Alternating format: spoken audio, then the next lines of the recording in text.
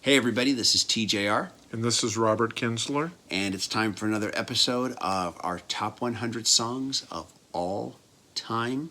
It's going to be 26 through 30 this time. Yes. This is our stream of consciousness, picking the next song that comes to in our head as we run down this list. And that's how we're doing this. And it's just our personal Top 100. I'm going to start because I've got glasses. Okay.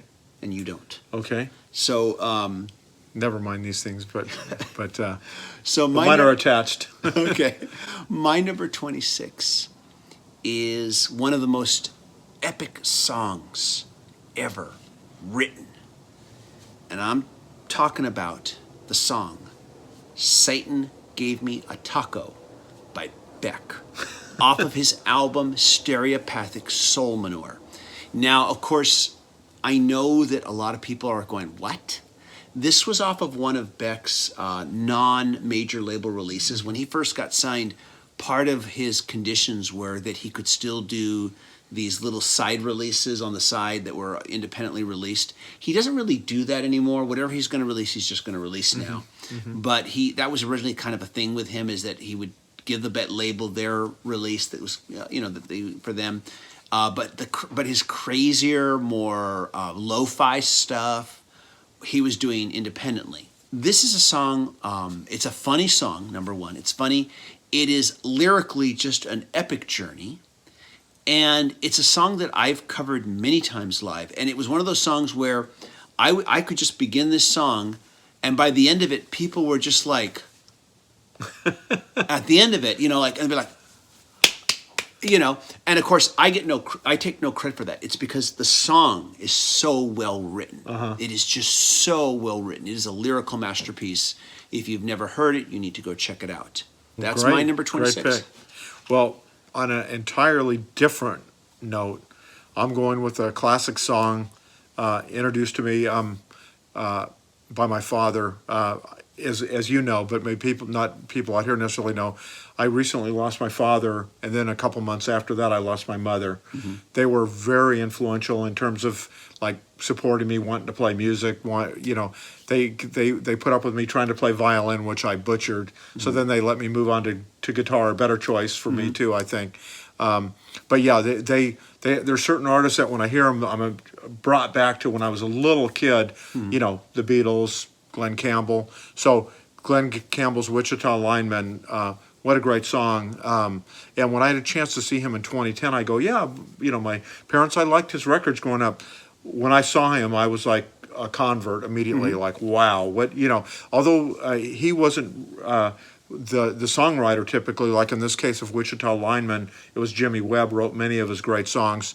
But boy, could he deliver them, and could he play the guitar, and wow, could he sing. But Wichita Lineman is such an emotional song, and I know many critics and many over the years they've had these surveys. It's somehow it taps into an emotional area so well that people are all moved by it. People might not even like many Glen Campbell songs, but boy, they like this one. And it's just one of the best songs ever written. Just a great song. And Glen Campbell knocked that out of the park with his performance. Mm-hmm. Yeah, and you have helped over the years give me more of an appreciation for Glen Campbell, something I didn't have prior. Yeah, you gave me much more of an appreciation, so I thank you for that. And I guess this is the first time you've really mentioned this, but this is the reason why, since about the beginning of this year till about now, there hasn't been much of us doing anything together, and that's the reason why you've been gone. So we just thought we'd bring that up for you now, so you could just put the pieces together, connect the dots, so to speak. We weren't getting in fist fights or anything. No. Some people thought that that we had some kind of a huge falling out. It was one of those rock and roll stories, where we told each other we never wanted to see each other again, and we threw alcohol bottles at each other, that sort of thing. Waiting for the big contract to come back together or something. You just had these personal matters you had to deal with, and I didn't feel it was my place to talk about it until you came back. And Robert, it's good to have you back, by the way. No, good to And, be back behind the camera or whatever. Excellent. In front of the camera, should I say. And yeah, we're all glad to have you back again. So I guess we will move on to number 27. Right. And I will lighten the mood, hopefully now, with my number 27, which is Play That Funky Music by Wild Cherry from the album Wild Cherry. Now, I don't care how many times I've heard it. When I hear Play That Funky Music, something happens to me. I just like change. I start funking out. And even as I was, because when I'm writing these things, I play the song as I'm writing my notes as I prepare for this. And even sitting there at the table, I'm funking out while I'm typing. I just like, that song just does it to me. And I have a theory. Well, actually, I'll save the theory for my next song. Okay. When I get to my number 28. Okay. I'm going to let you talk about your 27. Okay. 27. Because my 28 ties into my 27. Okay. So we'll get to that. Okay. You go ahead. Sounds good. Okay. Yeah. So this is totally switching gears here. And this is a song that many people in America probably don't know, and that's unfortunate. It's from Bruce Cockburn, who's one of the greatest ever Canadian singer-songwriters. And the song is called Pacing the Cage. Just really quickly, Bruce Cockburn has been making records for like the last 40 plus years. He's written more than 300 songs and released, I want to say, at least 36 albums. I mean, so very prolific. So many of his songs are so great, but this song, it's just one of those songs, very intimate, very kind of almost acoustic, and it's just a very wistful song. And I think because we've done this list like a stream of consciousness, probably because of what was going on with my family, some of the songs here kind of reflect a more melancholy, kind of more introspective kind of feeling on my part. So, but it's just a great song. I've always loved the song, even when my parents were with me. So, yeah, it's just a beautiful song. And discover Bruce Cockburn too. I mean, he's really some gems as far as albums and songs he's recorded over the years. So that's number 27. Awesome. So my number 28 is Walk This Way by Aerosmith from the album Toys in the Attic. This song has the same effect on me that Play That Funky Music does. Has the exact same effect on me. In fact, I almost feel like these two songs are long-lost cousins or long-lost brothers in some way. They're both kind of almost in the exact same tempo. And I swear, you could play those two guitar riffs, blend them together, and I think they'd fit perfectly. Bow, bow, bow, ba down, ba down, bow, bow, bow, ba down. Da da da ba da ba da da ba da da ba da ba da. A mashup. I think you could mash them up. Yeah, definitely. Without any problem. Yeah. Without any problem at all. But yeah, it has the same effect on me. And like I said, I think they're kissing cousins. Yeah. It's a good pick. Good pick. Thank you. So my next song is from one of my favorite '90s bands for sure, and that's from Toad the Wet Sprocket. The song is called "Something's Always Wrong," which is off the band's 1994 album Dulcinea. It's just a great song. It kind of captures that spirit where like nothing's going right, and wherein that's where you get the title, but it's one of those songs that you want to play it again and again. Just beautifully performed. Glenn Phillips sounds amazing. His vocals on it, and it's just one of these great songs that sounds as good today as it did 25 years ago. Just a great track. Excellent. I'm not familiar. I don't think I'm too familiar with these. Yeah. It was on the. It did chart on the radio back then. But I know. It's funny. We've talked about that before. Some of the great bands from the 80s and 90s now, you don't hear them much on the radio. I'm thinking of the Smithereens or Toad the Wet Sprocket or The Call. Yeah. Or, and it's unfortunate. Some of my favorite bands from kind of those seminal years for me, I just don't hear much on the radio. I'm thankful to have a good music library that I can enjoy them. But, yeah, if you haven't heard Something's Always Wrong by Toad the Wet Sprocket, check it out. Okay. Yeah, good song. I have a feeling if I did look it up, I probably would recognize it. it. Yeah, you'd know it. It would come back to you. Cool. So my number 29 is I Am The Walrus by the Beatles off of Magical Mystery Tour. I Am The Walrus, what shall I say about this song? Every time I hear it, I have a psychotic meltdown, basically. When those violins come in at the beginning,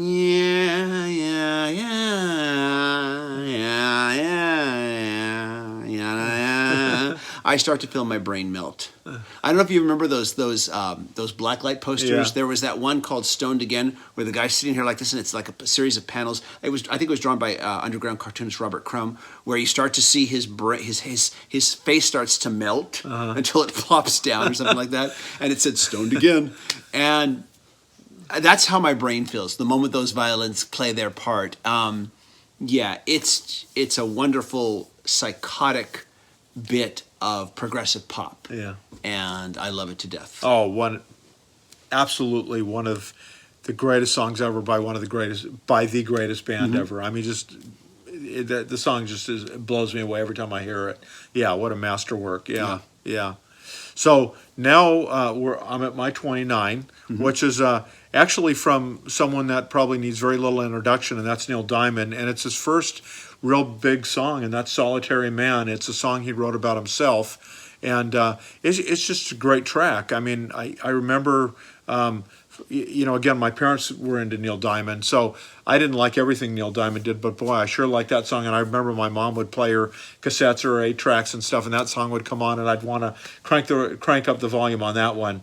I'm much more familiar with a lot of his work now, but that was one of those songs that made an immediate impression on you, and it just kind of that. I know I've talked about melancholy and about that kind of introspection, but here's someone, and I think I read somewhere that Neil Diamond didn't even realize he was writing about himself till years later, but that's who the subject of that song was. But it's just a great song. Great, great, yeah. So it's time for my number 30. And my number 30 is by the same band as my number 29, and it's from the same album, Penny Lane by the Beatles from Magical Mystery Tour.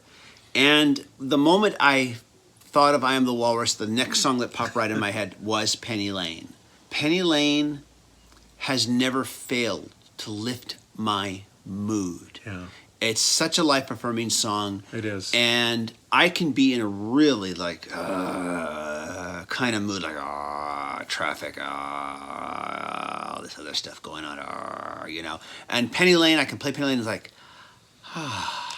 yeah, it's not that bad. You're alive again. Yeah, it's like that song never fails to pull me out of a bad mood. And I've mentioned a few songs earlier where I think there was a song, the song was by Republica, and gosh, why can't I think of the name right now? Ready to Go. Oh, okay. Where I said, it doesn't matter how exhausted or beat I am, that song is like a jolt of energy, and I just, boom, I'm like energized when I hear that song. This song, Penny Lane, if I could be in the most vile, nasty mood, and Penny Lane will like make me feel, yes. It'll make me feel like life is good again. And it's always lifted my mood. It has always made me feel better, even in the worst of moments. That's great. Yeah. So I just have to honor that song. Yeah, can't go wrong with Penny Lane. What a great song, and you nailed it. I mean, it has this just really, just such a celebrative, buoyant feel to it. Just If you're feeling wonderful. sad, yeah, play Penny Lane. Play Penny Lane, yeah. exactly. Absolutely. Now, the last track I brought in today, which is my number 30, is a song from the band. Many of the songs I've been featuring today go back a few years. This is more recent. This is from the British band Keane. The song is called Bed Shaped, and it's off the band's 2004 debut, Hopes and Fears, and it's just a great song. It has real quiet sections, very explosive sections. It's very dynamic. Tom Chaplin, who's the singer of Keane, he has a voice almost like Freddie Mercury. It's capable of these incredible ranges and emotional highs, and the song itself just takes you to a place like not necessarily a joyful place, more of I think an introspective, a reflective place. But it's just a great song, just a beautiful song. And if you're not familiar with Keane, check them out. And they've been on hiatus for about 6 years, and my understanding is they are going to be doing in 2019, getting back together and doing a new record. My first, as you know, I've gone to Coachella a number of times, and my first big Coachella discovery was back in 2005. This band that I didn't know anything about named Keane played on the main stage and just blew me away. And on my drive back from the Coachella Valley to the Los Angeles area, I found a record store and I went in and bought Keane's debut album. That's how much of an impression they had, and just love that track. Great. Yeah. Great. Yeah. You got some really intriguing choices. And of course, I know a lot of it's been influenced by where things have been for you. You're lately. right. True. So I think Yeah. yours is going to be the more intriguing one to want to explore and check out the songs, especially if anybody has not heard them before. Yeah. Some of these I may have heard, some of these I may not. I'm going to be curious to check them out. Yeah. So those are our number 26 through 30. What is your 26 through 30? Please leave your list too. A lot of people are.